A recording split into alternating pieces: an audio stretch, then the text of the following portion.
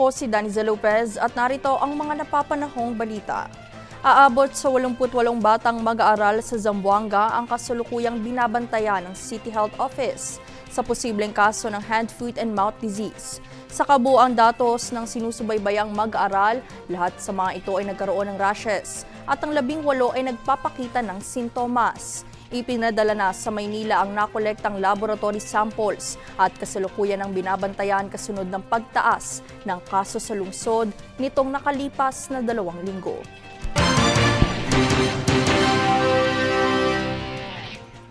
Upang tugunan naman ang tumataas na kaso ng dengue sa bansa ay aktibong nagsasagawa ng paglilinis ang Philippine Red Cross o PRC sa iba't ibang lugar. Kamakailang nagsagawa ito ng operasyon sa Valenzuela, Cavite, Bohol at iba pa na siyang isinusulong ng PRC upang labanan ang dengue. Bukod sa mga kawani ay mayroon ding mga volunteers na nakiisa sa paglilinis at patuloy na kumikilos para maibsan ang paglaganap ng sakit.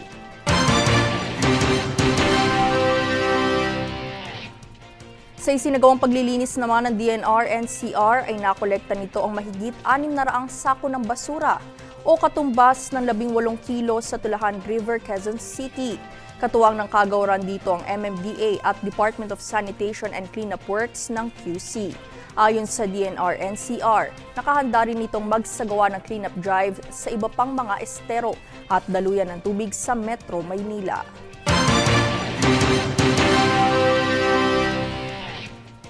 Kami ang boses ng pagbabago. Ako si Daniza Lopez at ito ang News Force. Sa ulo ng mga balita, 88 mag-aaral sa Zamboanga binabantayan sa posibleng kaso ng hand, foot and mouth disease. Philippine Army natukoy na ang nagtangkang lumusot at iligal na kumuha ng datos ng militar. BBM hindi magpapatawag ng special session para sa impeachment trial laban kay VP Sara. DOTR tinitignan ang pagpapatayo ng bridgeway sa EDSA busway. PRC tinututukan ang paglilinis sa mga estero kontra dengue. At Killing Me Softly singer Roberta Flack pumanaw na. Patas at pantay na balita, komprehensibong ulat para sa pulso ng masa. Ito ang News Force.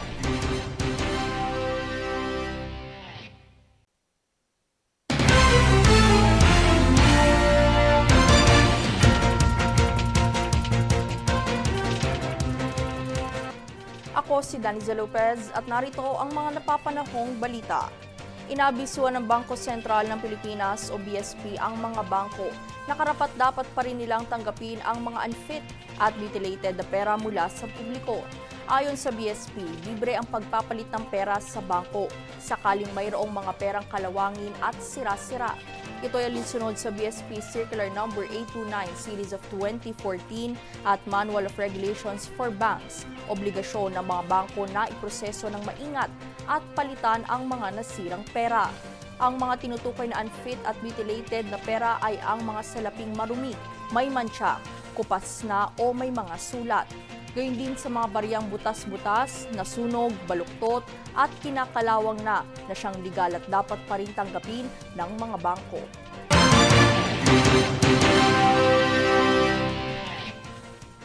Pinaplano sa ngayon ng DOTR ang pagpapatayo ng bridgeway sa EDSA busway upang maging maayos daw umano ang lagay ng mga pasahero at hindi siksikan.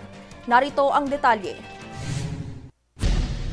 Sa pagpapabuti ng serbisyo sa EDSA busway ay tinitingnan ngayon ng Department of Transportation o DOTR ang posibilidad ng bridgeway upang maging maginhawa para sa mga commuter ang pila o daan sa sakayan. Ayon sa bagong itinalagang kalihim ng DOTR na si Vince Dizon, naobserbahan niya ang pagsisiksikan ng mga pasahero nang siya'y sumakay sa busway. Anya, hindi lamang sa pila ng busway ang siksikan, kundi pati na rin sa MRT3, kaya't plano niyang isulong ang pagpapatayo ng bridgeway na hindi magkokonekta sa MRT upang hindi rin umano malito sa daan ng bawat mananakay. Bukod dito, hangad din ang bagong kalihim ang paglalagay ng mas marami pang karatula papuntang sakayan sa busway upang hindi maligaw ang mga pasahero. Sa kasalukuyan ay isinasaayos pa ng DOTR ang mga planong ito kasabay ng disenyo at konstruksyon para sa pagpapabuti sa EDSA busway. Daniza Lopez, nag-uulat para sa Golden Nation Network.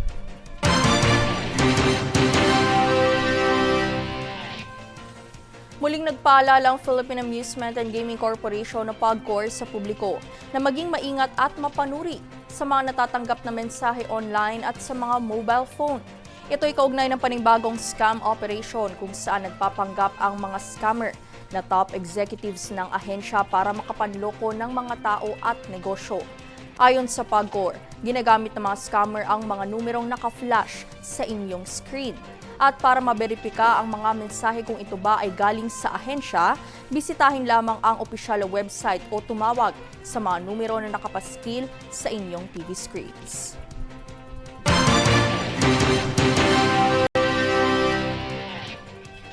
Kami ang boses ng pagbabago. Ako si Daniza Lopez at ito ang News Force. Sa ulo ng mga balita, 88 mag-aaral sa Zamboanga binabantayan sa posibleng kaso ng hand, foot, and mouth disease. Philippine Army, natukoy na ang nagtangkang lumusot at iligal na kumuha ng datos ng militar. PBBM, hindi magpapatawag ng special session para sa impeachment trial laban kay VP Sara. DOTR, tinitignan ang pagpapatayo ng bridgeway sa EDSA busway. PRC, tinututukan ang paglilinis sa mga estero kontra dengue. At Killing Me Softly singer Roberta Flack, pumanaw na. Patas at pantay na balita, komprehensibong ulat para sa pulso ng masa. Ito ang News Force.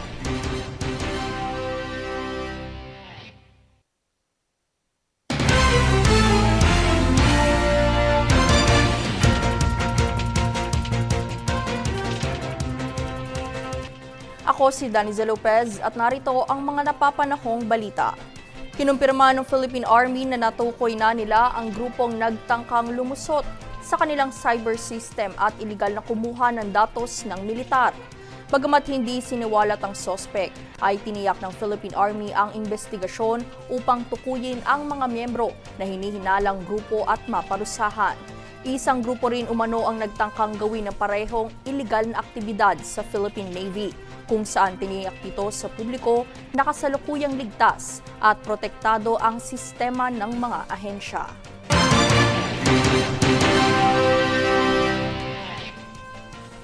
Tila mapayapang naging paggunita sa EDSA People Power dahil walang naitalang major incidents ang Philippine National Police o PNP. Panoorin ang buong balita. Bagamat mayroong mga protesta ang naganap sa pagdiriwang ng ika-39 na anibersaryo ng EDSA People Power Revolution, ay ibinahagi naman ng Philippine National Police o PNP na walang insidente ng karahasan ang naiulat nito, kaya't pawang mapayapa ang naging pagdiriwang.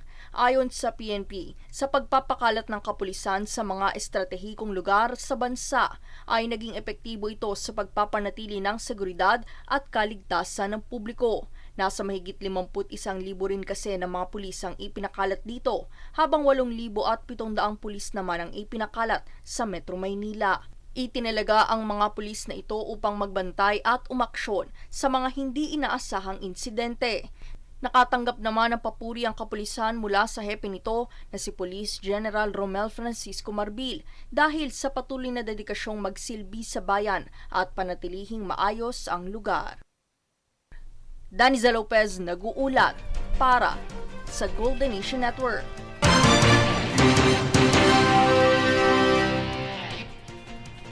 Pumanaw na po noong Lunes ang American singer na si Roberta Flack sa edad na 88 taon. Si Flack ang mga awit sa likod ng hit song na Killing Me Softly at The First Time I Ever Saw Your Face. Matatandaan na nahinto ang pagkakanta nito taong 2022 nang madiagnose ng ALS o sakit na nakakaapekto sa mga nerve cells at nagiging sanhi ng paralysis at kamatayan. Sa kabila nito ay hindi naman isiniwalat ang sanhi ng pagkakamatay ng mang-aawi.